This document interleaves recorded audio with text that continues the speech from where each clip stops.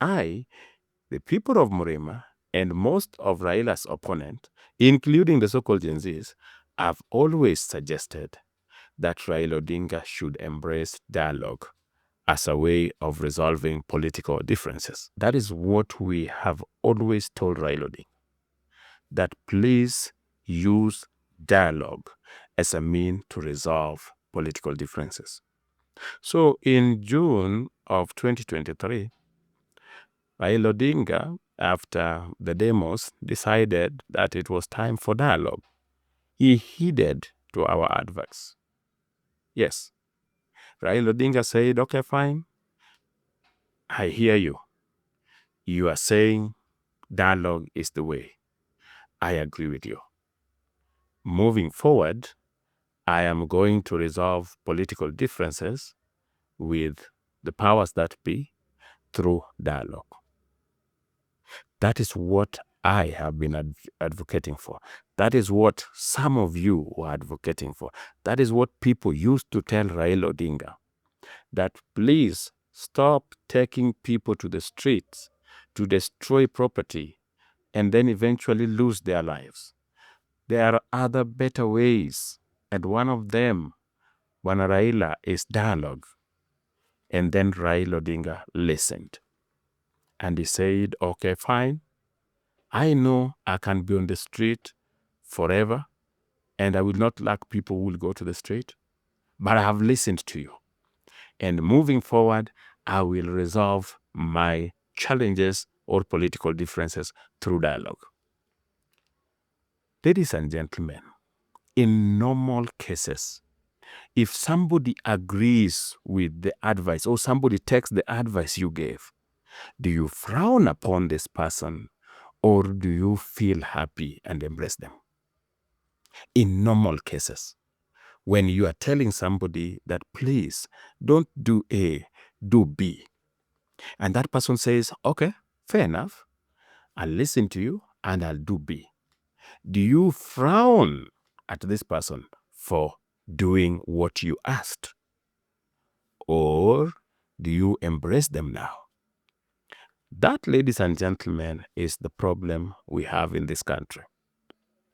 We ask Raila Odinga to embrace dialogue. And when he does embrace dialogue, we call him a conman.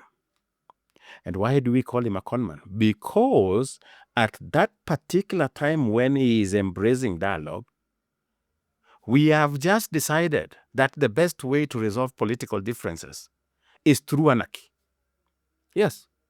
The same people who were preaching to Raila Odinga to embrace dialogue as a way of resolving political differences were now calling him a conman for refusing to join them in pushing for anarchy. Look at that shamelessness, the level of entitlement. You feel like if today you say demos are wrong, they should be wrong. But when you say they are right, everybody else should lose their mind. Everybody else should change how they view things and say, by the way, demos are very right. So, destructive demos where you loot Nairobi dry, you burn parliament, you vandalize the judiciary, people lose life, that is okay. That is something Raila Odinga should join. But when Raila Odinga is on the street, they have sufuria on their head, you pray that they should be crushed because they are ways of resolving political difference and they don't include going to the street to cause chaos. So you see that duplicity and the shamelessness with which it is being propagated. People know that Raila Odinga has done what they wanted him to do. And instead of saying, congratulations and thank you, Raila Odinga, for putting the interest of the country ahead of yours, is now a conman. Is now so evil that when he also decides to listen to another advice from you, which was leave local politics, please retire. Leave local politics. Look for something else. Even go for AU, go for UN. That is what people would suggest. I can tell you, I was one of those people who was suggesting Raila Odinga should leave local politics. He should move to other positions, maybe go and serve in AU, because locally is not going to make it. When Raila Odinga even listened to that advice of, okay, fine, I leave local politics. You don't want me in local politics? Fine, I leave local politics. Instead of embracing and supporting him and saying, this is our candidate, let us all unite behind him and support him. No. We lower ourselves to unprecedented levels where we tag presidents and heads of states, telling them that don't vote for this conman, that our candidate is a Djibouti one. Can you imagine that? A Djibouti man whose name we didn't even know months ago. Now, all of a sudden, was our favorite candidate, was the guy who was going to change AU, etc. Why? Raila is a conman. Remember why he is a conman? Because when we decided that it was now okay to use anarchy to resolve political differences, Raila Odinga did not join us. Because now he didn't join. How dare he? Who does he think he is? Doesn't he know that we are the people who decides what is wrong and what is right? That when we say demos are wrong, they are supposed to be wrong. But when we okay them and say that they are okay, Raila Odinga should have known better. And so, because he did not know better, we become petty enough to tag him, to paint him as the worst human being to the international community. We tag heads of states. We spam their emails saying Raila Odinga must fail. Somebody whom we wanted to go for post outside the country. Somebody we wanted to retire from local politics. He retires from local politics. He says, I am going out to serve the African continent. What did we do? We turn against him. Is that fair, ladies and gentlemen? Is it fair that somebody hearkens to your advice and then becomes an enemy for doing that? In which country, in which world do we live in? Where if I told you to do something and then you do it, instead of congratulating you, I now get mad at you.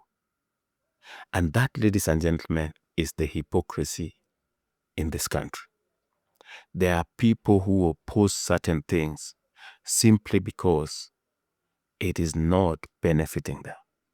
And they support certain nonsense because they believe they are going to benefit from it.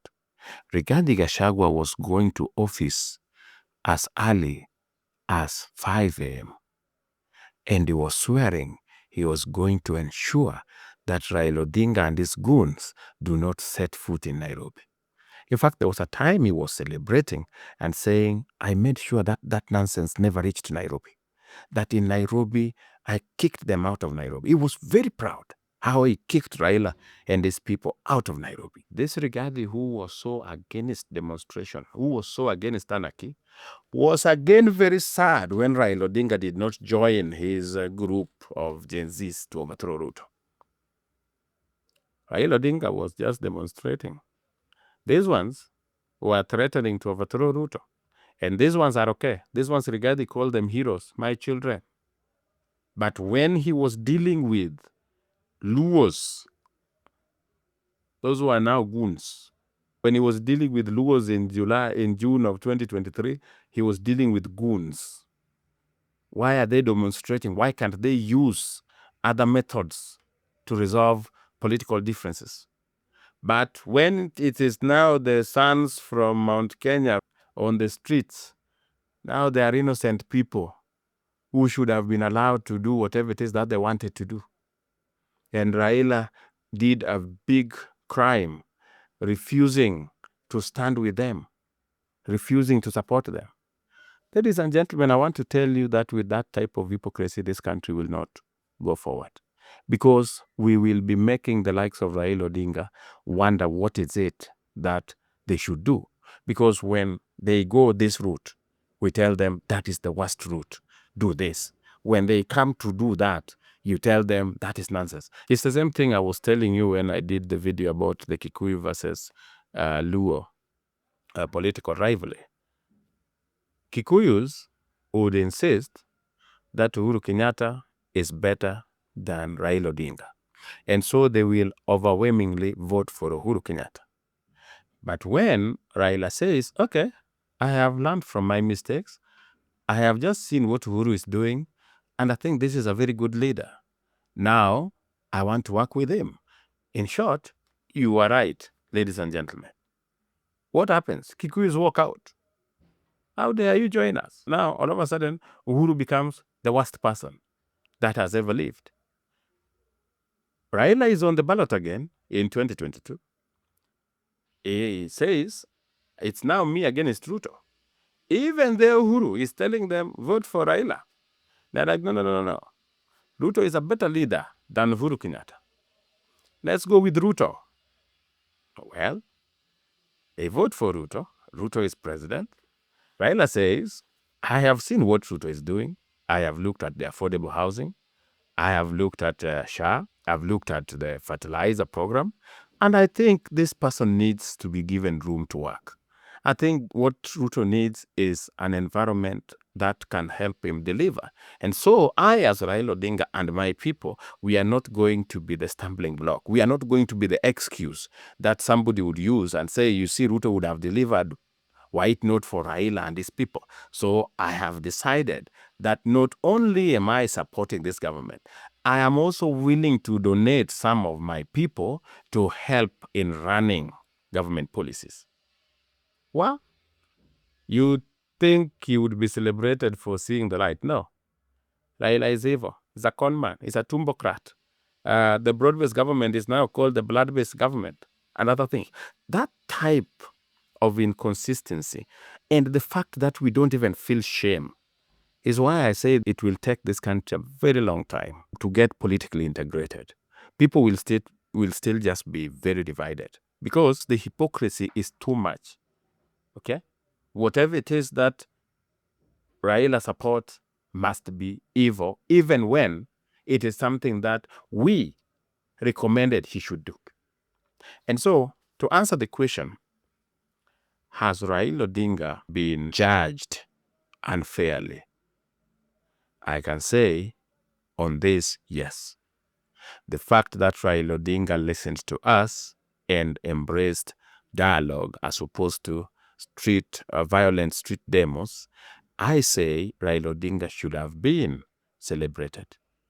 In fact, when he went for AU, we should have stood behind him 100%.